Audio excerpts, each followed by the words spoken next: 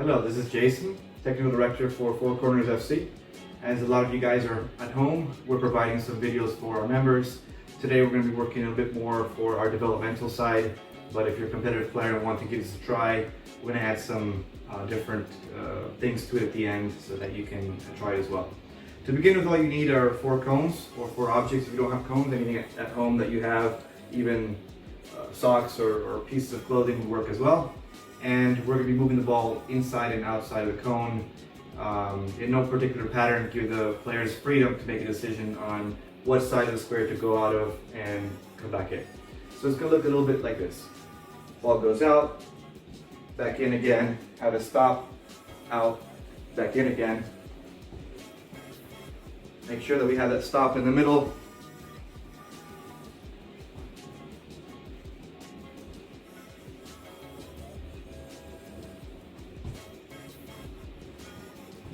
And we're constantly changing direction.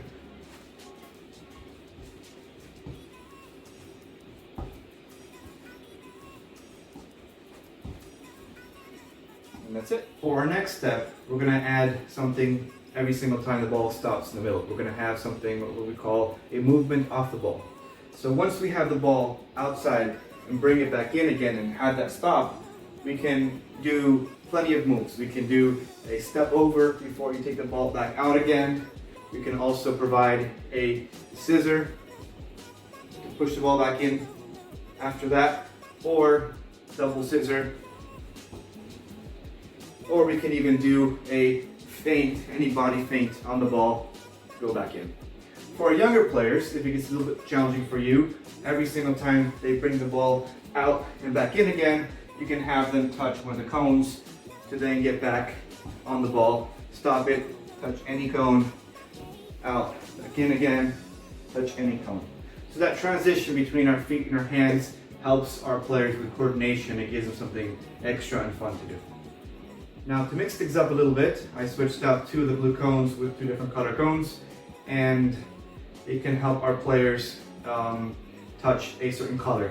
I left the 2 blues there, so now that the players can make a decision on which blue to touch when you say blue. So as you have the ball come out and back in again and stop, then is when you call the color blue in this case. Touch any of the 2 blues, have the ball out, back in again, stop it. That'll be yellow.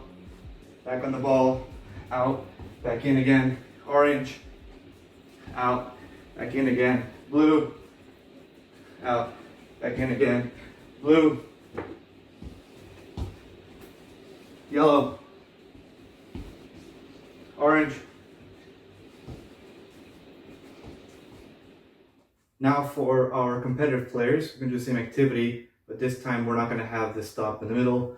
We're going to see if we can change direction while the ball is still moving.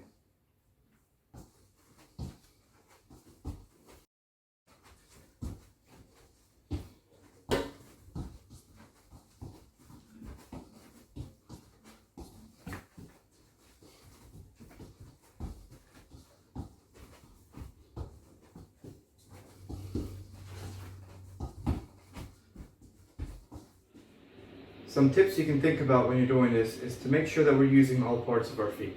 You can use the inside of our feet coming in, inside of our feet coming back in, also the outside.